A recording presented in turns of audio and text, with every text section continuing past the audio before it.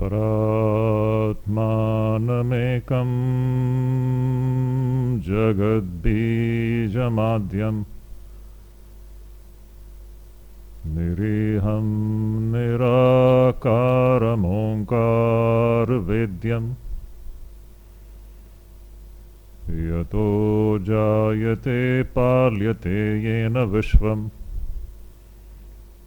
Tamisham bhaje liyate yatra vishvam. Hari Om Tat Sat. Hari Om Tat Sat. Hari Om Tat Sat. Dear devotees, in our scriptures,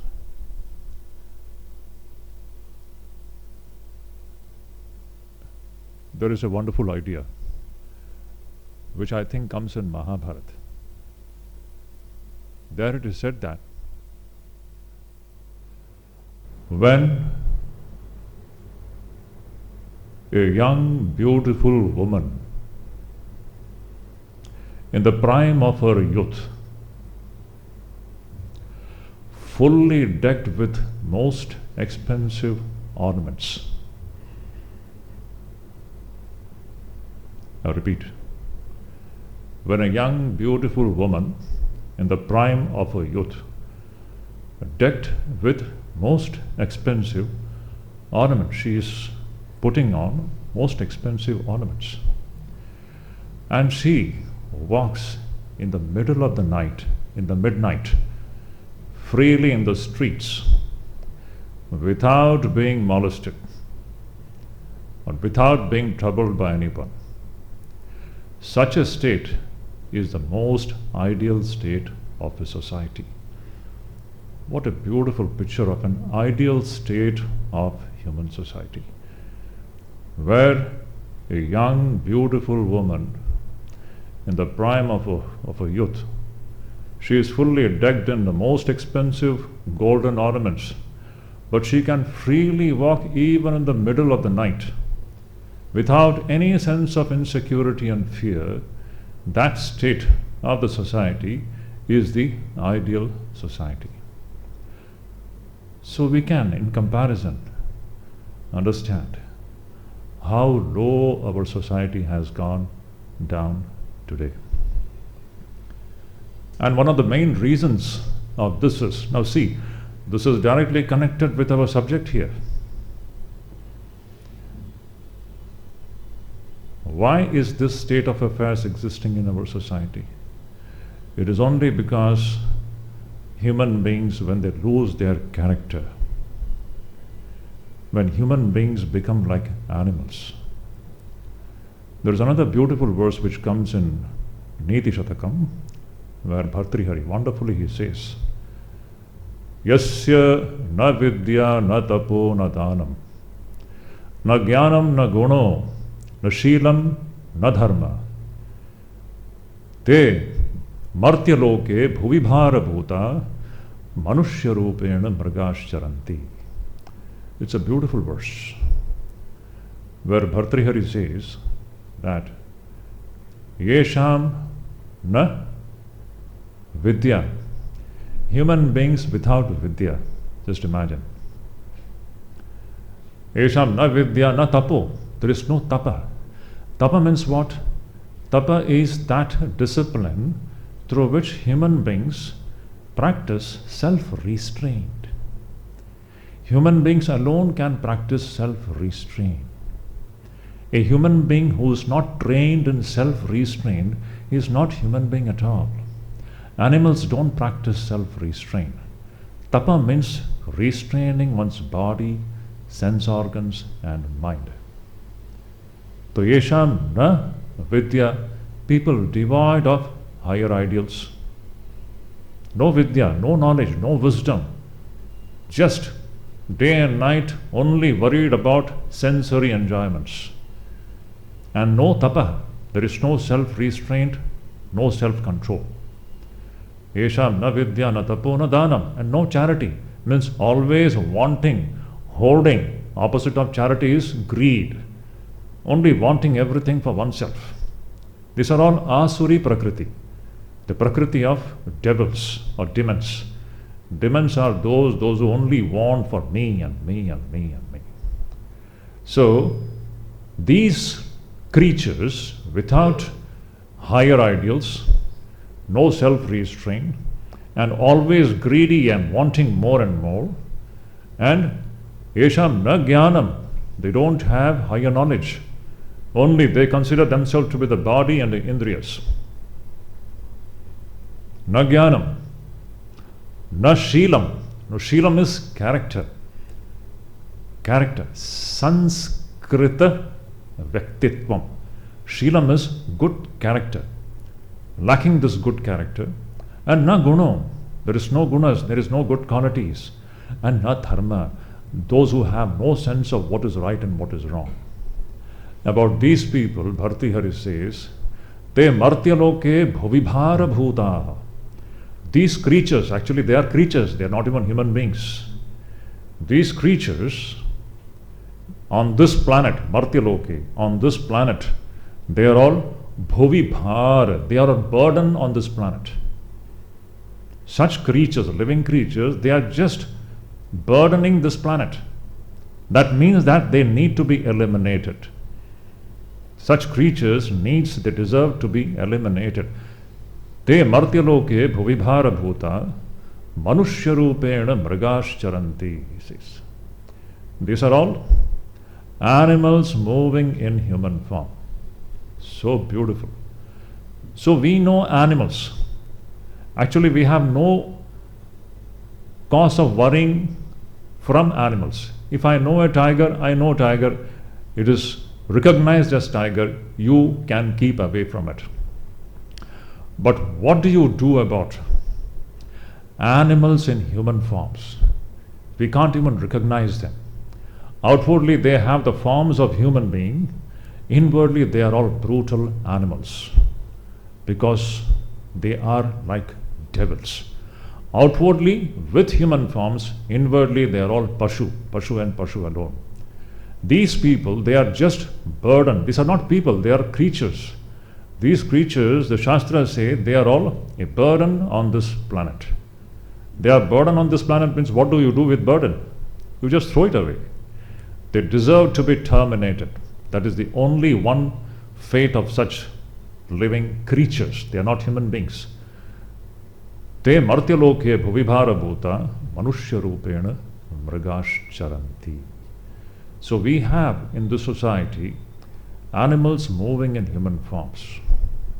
Now, I am raising this issue here only because so many phone calls and WhatsApp messages about what has happened recently in this state. Very painful. The whole country is shaken.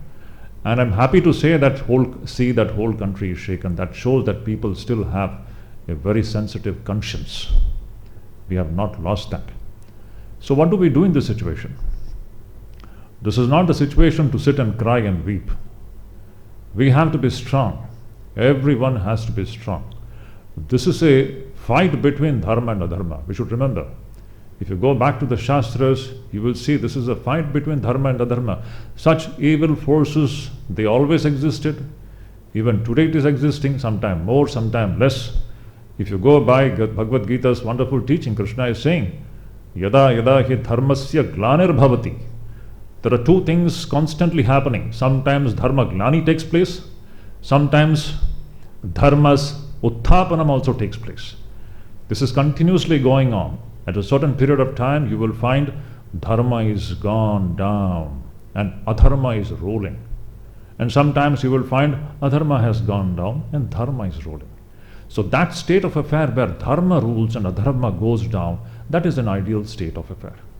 So, even in the present situation, we will find, we are seeing that it is the rule of adharma. And in the rule of adharma, what to be done?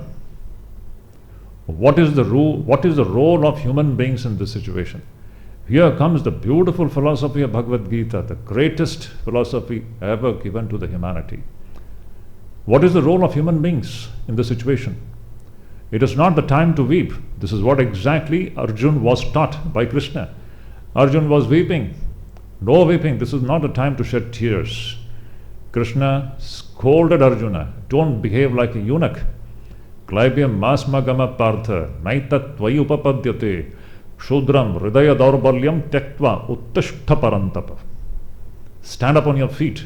Don't behave like a eunuch, like a chicken-hearted person. Stand up on your feet and fight the battle. You stand up on the pedestal of dharma and fight adharma.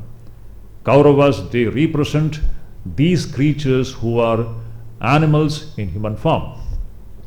If you look into all the deeds of Duryodhan, Jarasandha, and all of them, Shakuni, and the whole lot of them,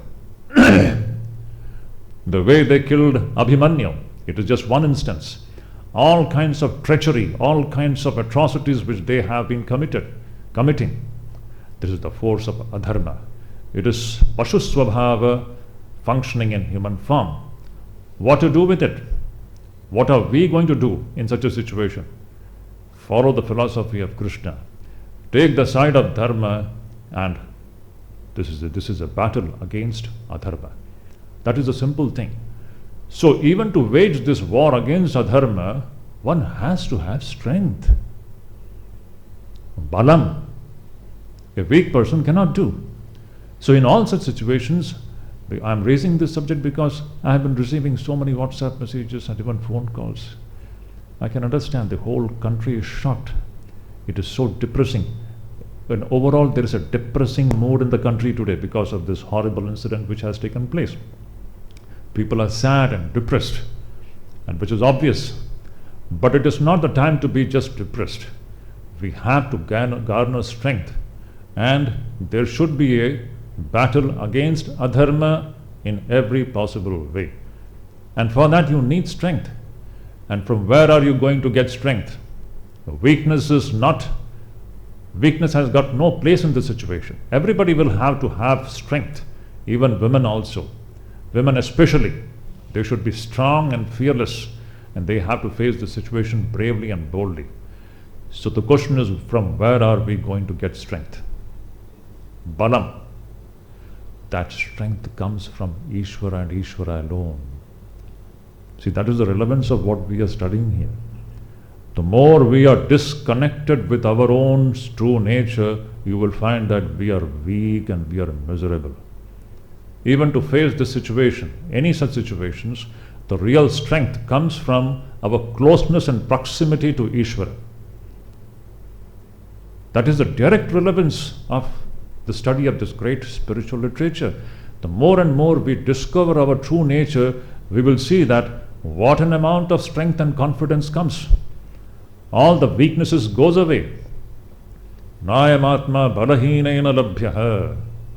Upanishad says this Atman is not to be realized by a weak person. And what is that balam? Atmanishtha janita viryahinena, Shankaracharya says. That balam which comes from Atmanishtha, that balam which comes from Ishvaranishtha. If you have this tremendous Ishvaranishtha, this Ishvara about whom we are studying here, this chapter is meant to understand the true nature of Ishvara. The more and more we go close to the center of Ishvaratvam, our own Ishvaratvam, you will see what tremendous strength will come out of it.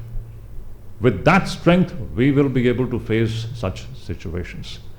In short, this is not the time to just be depressed and weeping. We have to go back to our own roots and discover our own, that divine center from where tremendous strength and courage will come. And with that, we have to stand on the side of dharma and wage the battle against adharmic forces, against such animals moving in human forms. This is a simple conclusion. This I'm stating because I got so many phone calls and messages, and they're all asking this question, Swamiji, what to do? It is very sad to have such an incident happen, horrible things. But that is what. Now just imagine if a whole state is run by such animals in human forms. What is this fate of that state? That was precisely what was happening in Hastinapur. Hastinapur was being ruled by animals in human form. And we know what happened there. When an entire kingdom is ruled by animals moving in human form. What will be the state of that society? Precisely, Mahabharata, if you just see, Hastinapur was being ruled by such adharmic forces. And on the other side, we had the forces of Dharma, the Pandavas, who was guided by this amazing teacher. The greatest teacher in the history is Sri Krishna. Absolutely no comparison. About whom Swami Vivekananda says, this is the one teacher who didn't have any cobwebs in his brain. What a wonderful teacher. No talk of niti and aniti. Straight away chop off the head of these evildoers. When Karna was supposed to be killed, his wheel was stuck up in the mud. He was talking about niti. How can you kill me? I am now removing this chariot which is stuck up in the mud. You have to wait. Krishna says, nonsense. Arjun, shoot him down. He was the most practical teacher. When we have to fight evil, there is no question of niti and aniti there. These evildoers, these animals moving in human form, they have to be simply exterminated. This is the philosophy, the most practical philosophy. It's a war against adharma. We should take the stand of dharma and stand against adharma in every form. Mahabharata, these are all wonderful things to guide the humanity. And Krishna was the greatest teacher. No talk of ahimsa and all those things. In such a situation, there is no ahimsa. Let us make this point very clear. Ahimsa is not unconditional. Ahimsa is conditional. It depends upon the situation and the circumstances. In every situation, ahimsa cannot be practiced. Fighting against adharma, ahimsa is perfectly justified. This is what Krishna was teaching Arjuna. Don't talk about ahimsa and all such nonsense. You are facing a group of evil people, and these evil people have to be tackled in their own way. Don't talk about niti and nyaya in front of them. These creatures, this manushya rupena mrigashcharanti, these animals in human forms, they just deserve to be exterminated. So in this whole message you will see it's a message of strength. No weakness, no depression. Arjun went into a state of vishada, depression, and Krishna brings him out of that situation. This is the greatest philosophy of Sri Krishna. No comparison. No other teacher has spoken in this way. The most practical, down-to-earth teacher ever born in history. That was the great Bhagavan Krishna. Anyhow, so coming back to our main subject, this was just needed. This depressing mood, we have to come out of it. We have to garner strength, and that strength can come from our closeness to Ishvara. That is the relevance of studying this subject. More and more we are close to this Ishvaratvam, our own Ishvaratvam, you will see that all this weakness will vanish. So, coming back to our subject, in the last class, we had studied verses 19 to 23. Just to wind up the whole, summarize what we had discussed in the last class.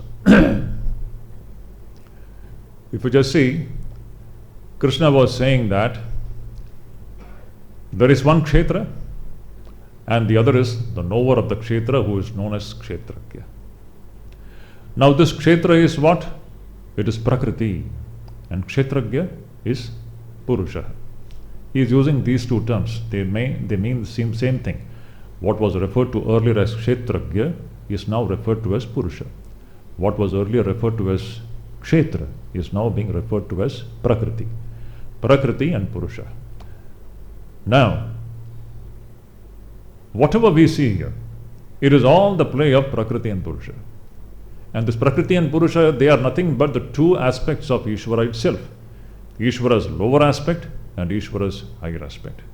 Ishvara's lower aspect is prakriti, and Ishvara's higher aspect is purusha, matter and consciousness. We can take it in that way. Now, because this purusha gets identified with prakriti, it undergoes all kinds of suffering in life.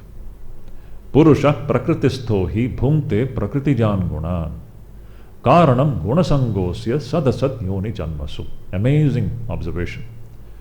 Now, why we are suffering in our life? Our suffering is only because we have turned away from our true nature. That is the main thing. You just see why we are weak in life.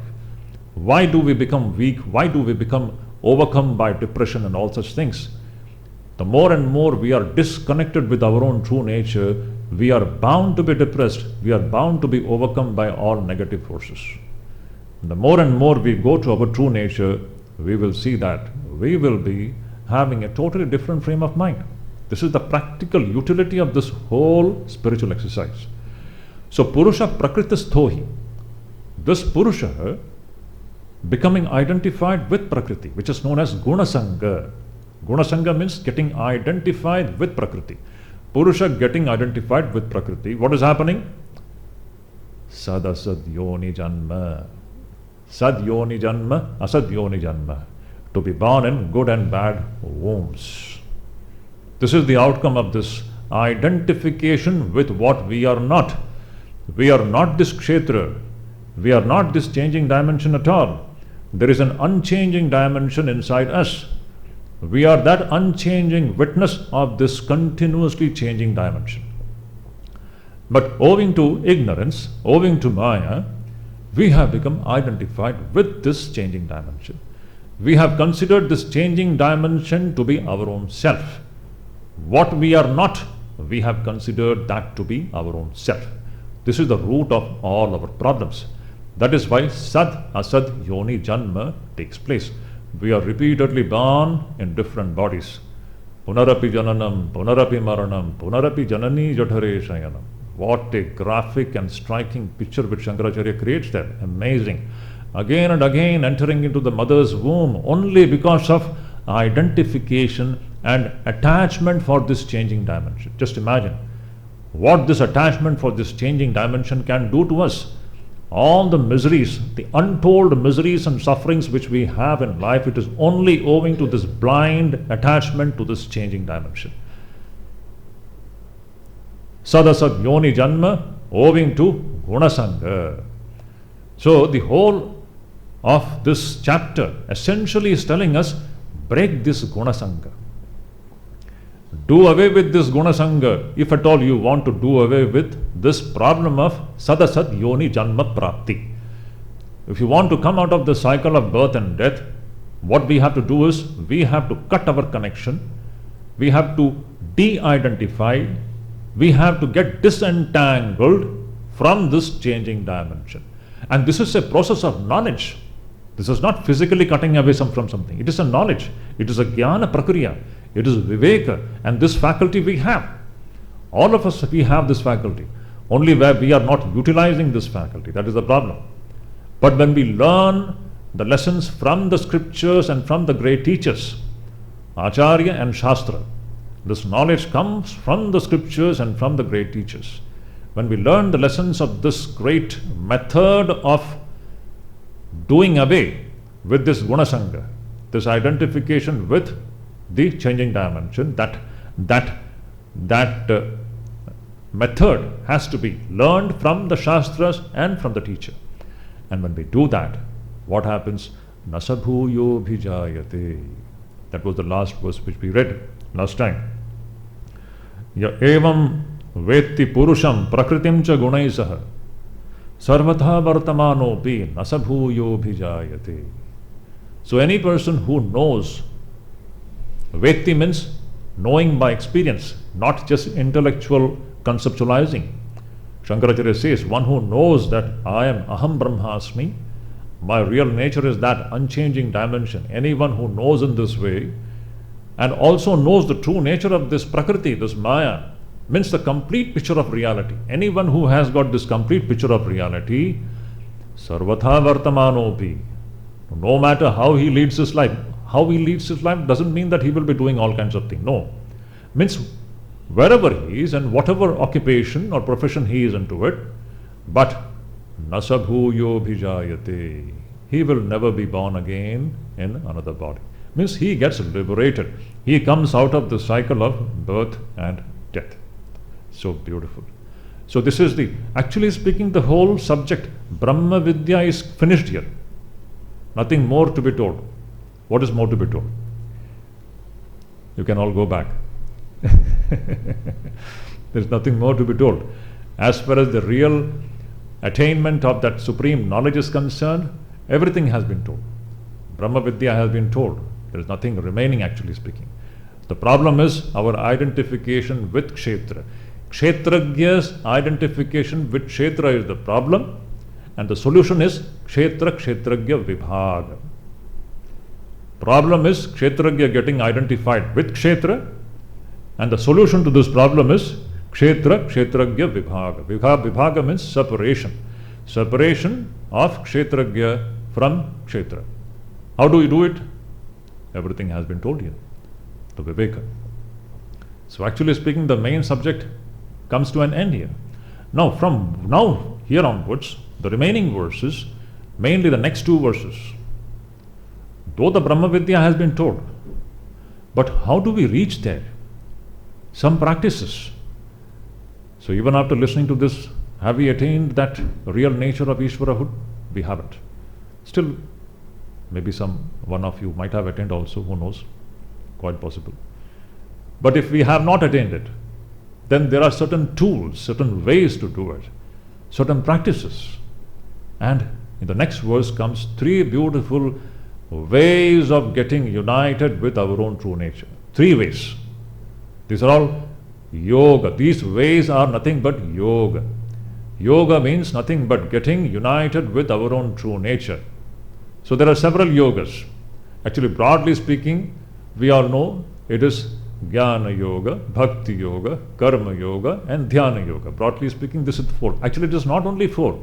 There can be any number of yogas, different ways, and they're all just permutations and combinations of these four factors. It's not that those who are practicing Jnana Yoga, they're only Jnanis and they won't be. In each yoga, all other yogas are also involved and coexisting. We may not be knowing it. In the Jnana Yogi, Bhakti is there. Nishkama Karma is there. And meditation is also there. Similarly, in a Dhyana Yogi also, in him also, very much Jnana is there. Very much Bhakti is there. So none of these yogas are mutually exclusive. They are all, actually speaking, to be practiced together. That is what is known as Yoga Samuchaya. Whatever it is. So the next verse, Krishna is going to tell us these wonderful ways of getting united with our own true nature. So let us just see. Dhyanena atmani pashyanti kechid atmanam atmana anye sankhena yogena karma yogena chapare anye tveva majanantah shrutva nebhya upasate te pichati tarantyeva mrityum shruti parayanaha. Two words, beautiful. First he says, Dhyanena atmani pashyanti kechit. Kechit.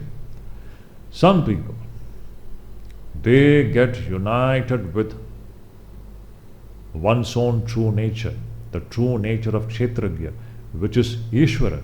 The true nature of Kshetragya is Ishvara. The true nature of the reflected sun is what? The sun up in the sky. Keep that illustration always before you. It's a beautiful illustration. The true nature of that reflected sun in the pot, if that reflected sun begins the inquiry into its own true nature, where will it end? It will end up in the discovery of the true sun, which is absolutely unconnected, disconnected with the pot and the reflection in the pot. Is it not? Owing to ignorance, that sun is getting identified with the water inside the pot, and it is miserable. But following the words of the scriptures and the teachers, when that reflected sun begins the process of inquiring into its own true nature, that reflected sun will begin to discover. It is a discovery. The truth is covered. This reflected sun is now discovering the reality. And what will be the discovery? The discovery will be the discovery of its own self as the sun up in the sky, absolutely disconnected with the pot and the water. Is it not? This is the illustration. Now this we have to apply in our own self. Here, what we find in this body-mind complex is the reflected consciousness. It is just the consciousness getting reflected on this reflector of body and mind. Every body, I always say, every body and mind is just a reflector where God is getting reflected. That's all. That is another way of looking at everything. All these are nothing but reflectors. Just like if you have 10 mirrors, is it not? You just can keep 10 mirrors. In 10 mirrors, in front of those 10 mirrors you stand. In all the mirror you will find your own self is reflected, is it not? Similar is the simple fact. These are all so many mirrors where that one God, Ishvara, is getting reflected. We are not understanding this point. Now, dhyanena, this knowledge, some people, kechit,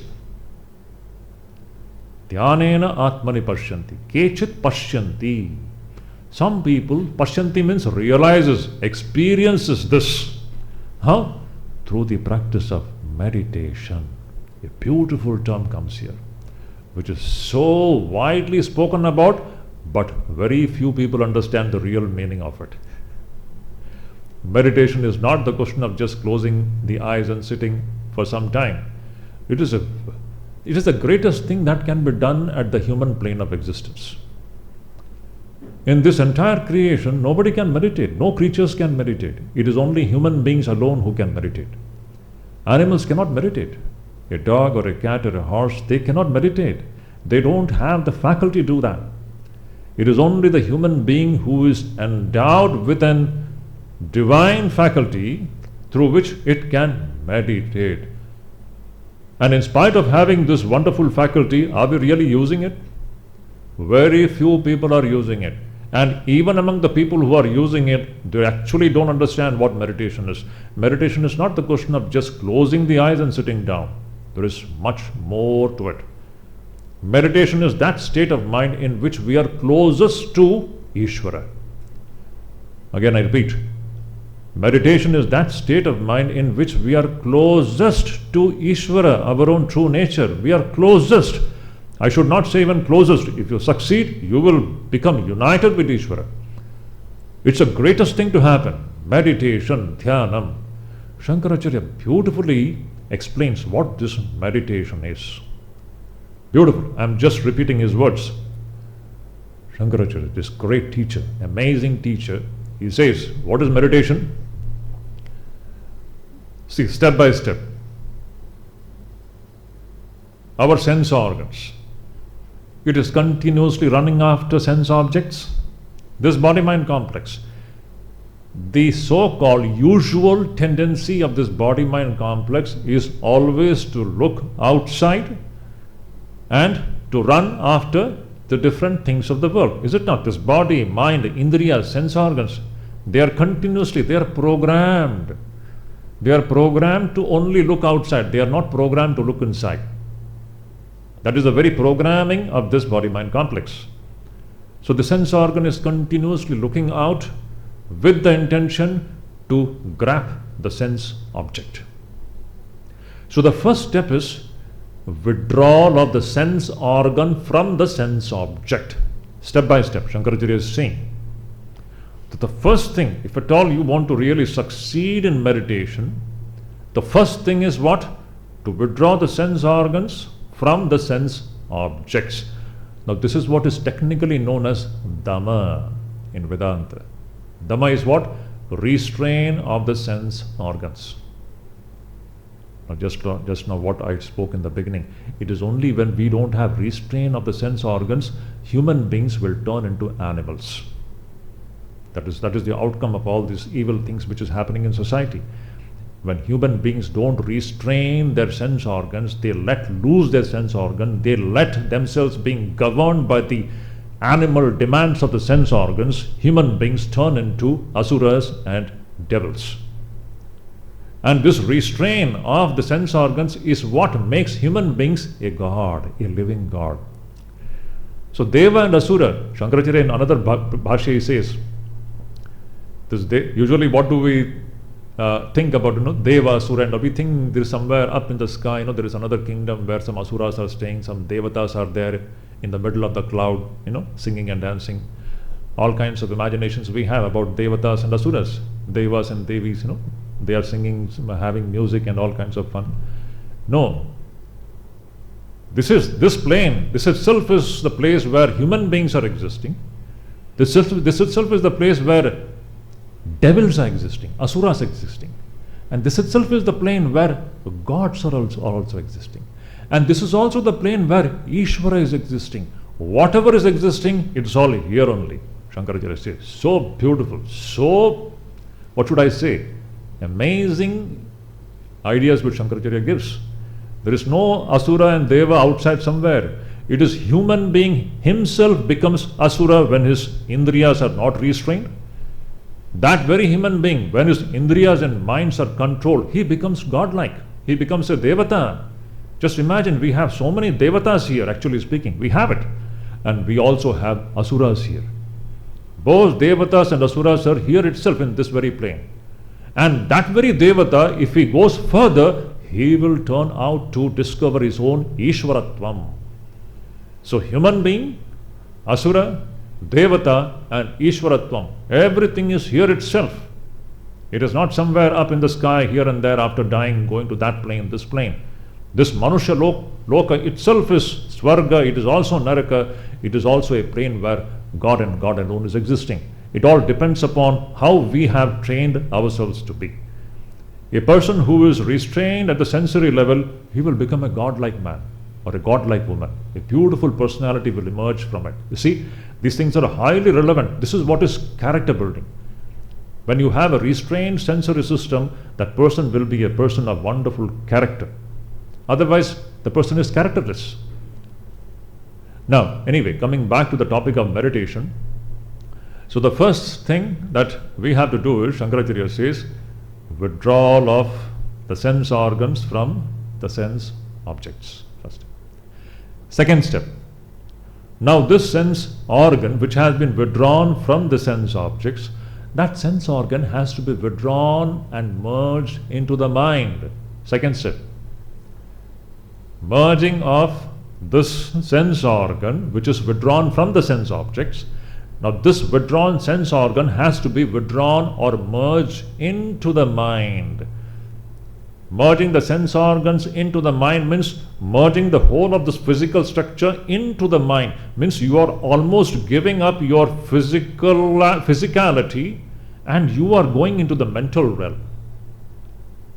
In this state, what is happening is you are withdrawing from your physical plane and going absolutely into the mental plane. You then become a mental being for the time being. For the time being, you even forget that you have a body. What a wonderful thing it is.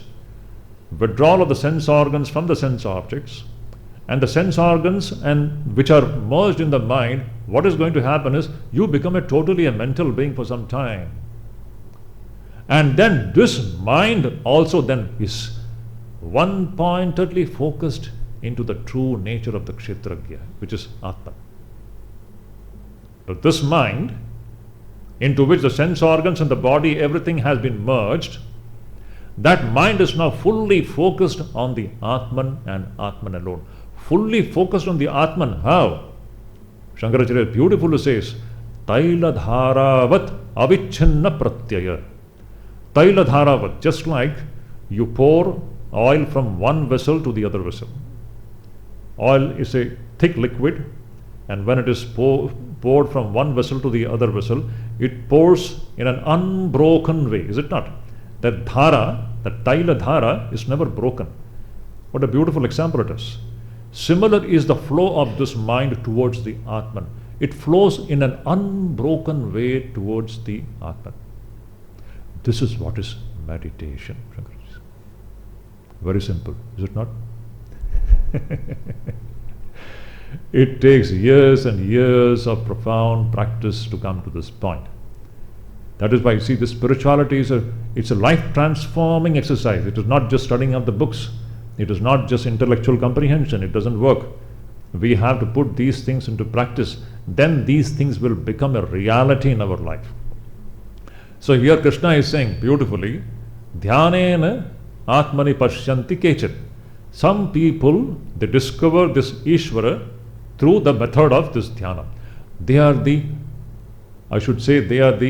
most competent sadhakas. They are the most competent sadhakas. They straight away they sit down to meditate, withdrawing the sense organs from the sense objects, merging the sense organs into the mind, and that mind into the Atman. What a beautiful exercise.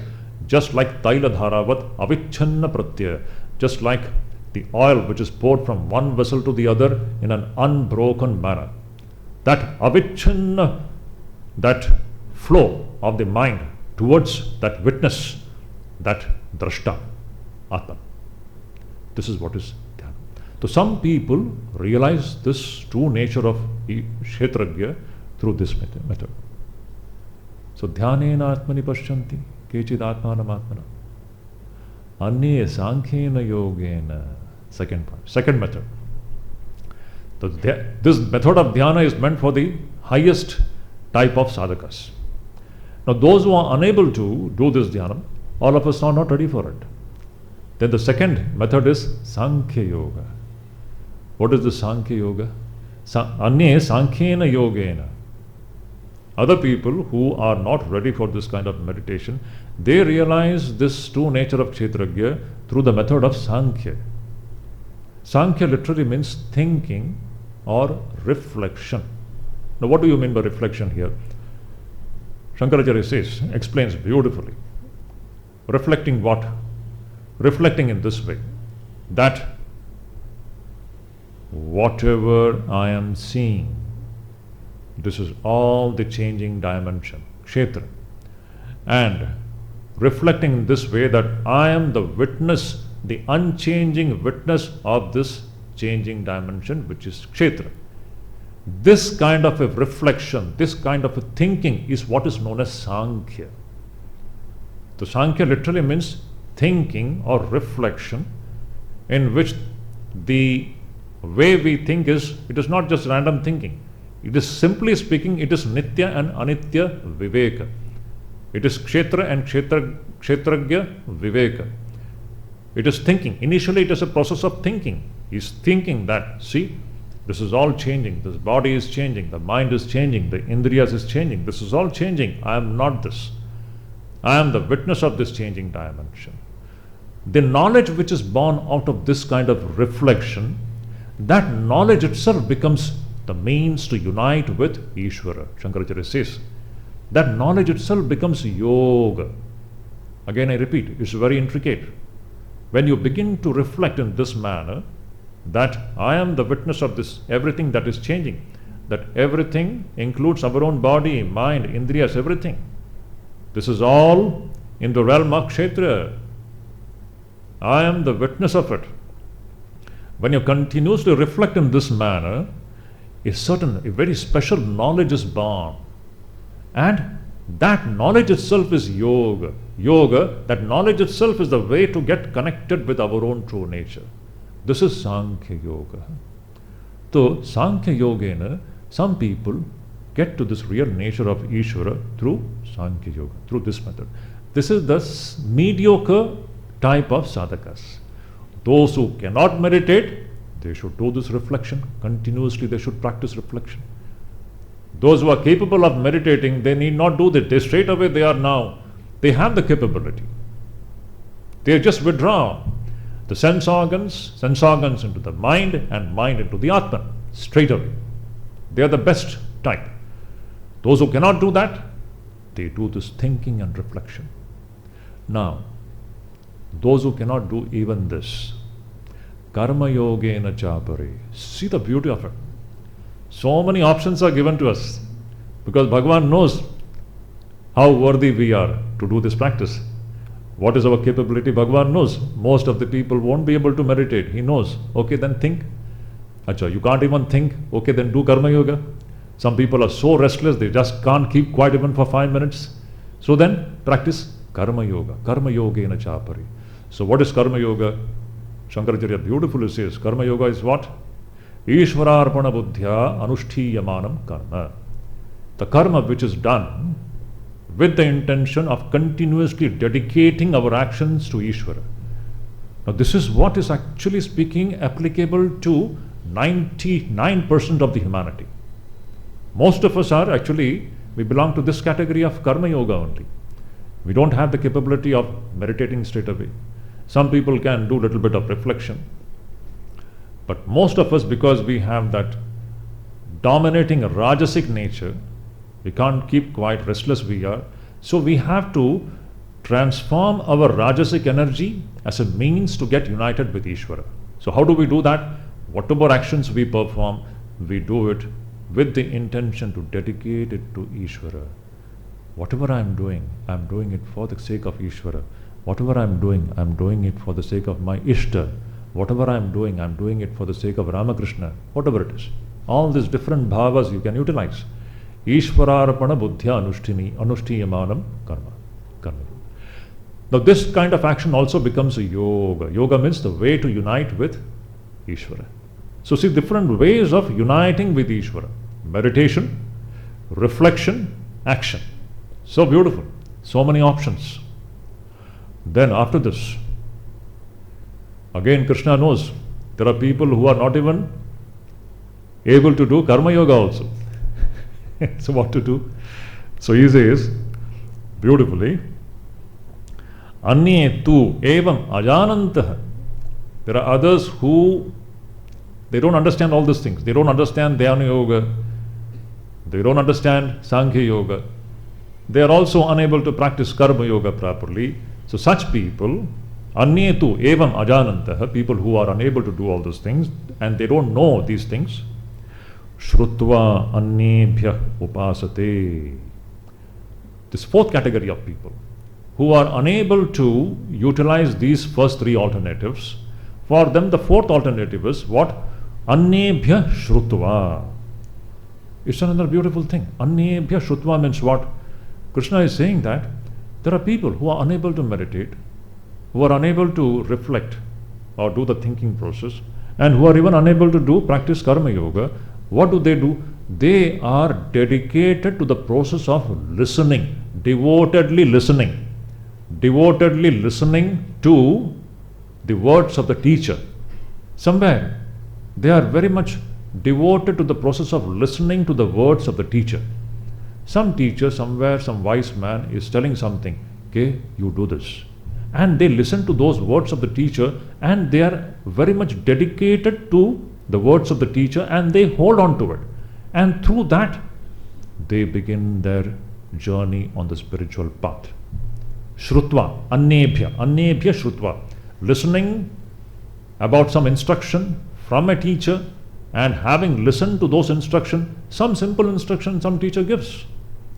And this person, because of that person's tremendous shraddha and faith on the words of the teacher, that hearing of some instruction from some wise person, that itself becomes a wonderful course of spiritual practice for this sadhaka. This is of the fourth category. So, Anye evam ajanantah Shrutva annebhya upasate.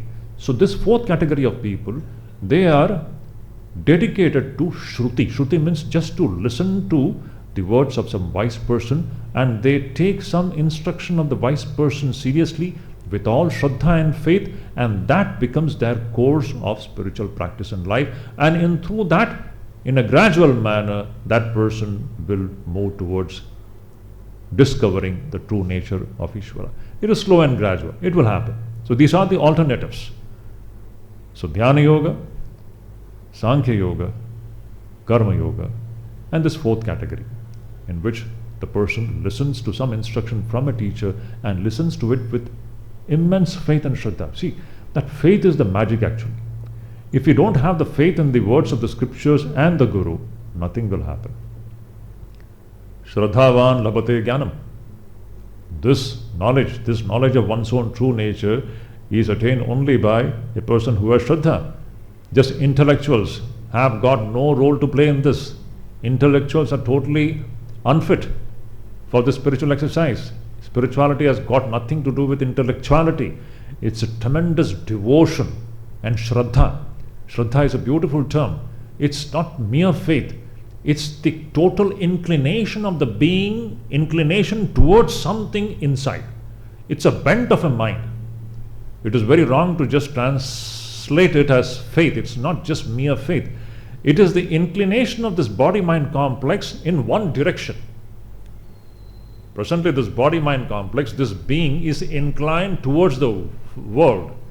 When you have Shraddha in the words of the Guru and the Shastras, your whole inclination of the mind will be towards that reality which is being spoken by the Shastras, and you will have the conviction that what the Shastra is saying is true, what the Guru is saying is true. With that Shraddha and Bhakti, if somebody listens to the words of the teacher, that becomes the way to move ahead on the spiritual path. Tepi chati tarantyeva mrityum shruti-parayanaha. Even such people, the fourth category, Krishna is saying, Tepi cha atitarantyeva. They will also cross over this ocean of mrityu. So beautiful. So it's hopeful. So even we may not be fit for meditation, so we don't have to be depressed. We may not be fit for reflection, Sankhya Yoga, doesn't matter. We may not be even fit for Karma Yoga, doesn't matter. You have faith, you have Shraddha, listen to the words of the scriptures, hold on to it. Through that also, Tepi chati tarantyeva mrityum shruti-parayana. Those who are shruti-parayana. Shruti-parayana means those who are completely devoted, parayana, dedicated to the words coming out from the mouth of a wise teacher. The words coming out from the mouth of a wise teacher, the words of the scriptures. Those who are shruti-parayan, even they will cross the ocean of the samsara by holding on to that. So promising. So at least we should be able to put ourselves in one of these four categories. If at all we have to cross over this ocean of samsara. Then a beautiful verse comes. As I said, the main topic is over. These are all now only further strengthening the idea that whatever we are seeing, it's all nothing but Ishvara in its two aspects. This idea needs to be hammered repeatedly. Whatever we are experiencing here, it is nothing but Ishvara in its two aspects, in its lower aspect and in its higher aspect. Whatever it is Ishvara and Ishvara alone. Here, evil is also Ishvara, and opposite of evil, good is also Ishvara. This is the mysterious thing. In this Mahamaya, both Mahamaya has got Adharma on the one side and Dharma on the other side. Both is the creation of Maya only. Dharma, Adharma, this is all the creation of this mysterious force called Maya. That is why, knowing all those things, you have to take the side of Dharma and face Adharma by drawing the strength coming from Ishvara. This is the philosophy of life. Once again I repeat, in this Maya Srishti, you will find both Dharma and Adharma. What do? You stand on the side of Dharma and fight the battle against Adharma. For that the strength, from where the strength is going to come, you have to draw the strength from this Ishvara Bodha. When you have this Ishvara Bodha, that is one Ishvara who is manifesting in its lower aspect and higher aspect, you will be able to handle this Mahamaya Srishti very intelligently. Just see how practical this philosophy is. It is not otherworldly. This is the way to handle this so-called world. So wise. This is the whole philosophy of Gita. This is what Krishna said to Arjuna. Mai sarvani karmani sanyasya adhyatma chetasa nirashir nirmamo bhutva yudhyasva vigatachvaraha. What flaming words. Amazing. Krishna is saying, fight this battle without any mental fever. Vigatachvara. Vigatachvara means without any weakness. But how do you do that? Mai sarvani karmani sanyasya means completely having this Ishvara Bodha, becoming established in Ishvara Bodha, Adhyatma Chetasa, and becoming Nirashi and Nirmama, giving up all your selfishness and mamatvam and asha and selfish desires. Yudhyasva, face this so-called adharmic forces and fight this battle. This fighting the battle means face these challenges of life. This is the practicality of Bhagavad Gita, the greatest philosophy ever spoken about. So here, the next verse Krishna says, I'll take this one and then we can stop. Yavat sanjayate kenchit Sattvam sthavara jangamam kshetra kshetragya sanyogat tadvidhi bharatarshava yavat sanjayate kinchit. Whatever object is born, yavat sanjayate. Sanjayate means whatever object comes into being. Sattvam. Sattvam means any positive object, any object which comes into being in this creation. Sthavara jangamam. Whether it is sthavara or jangam. Sthavara and jangam means moving and unmoving. Whatever positive entities come into being in this creation, whether it is moving or unmoving, Krishna is saying, Kshetra kshetragya sanyoga tadvidhi bharatarshava. O Arjun, understand, all these things are nothing but kshetra and kshetragya sanyoga. It is a combination of kshetra and kshetragya. It is a combination of the higher and the lower aspects of Ishvara. Whatever we are seeing, it is a mixture, combination of the two aspects of Ishvara.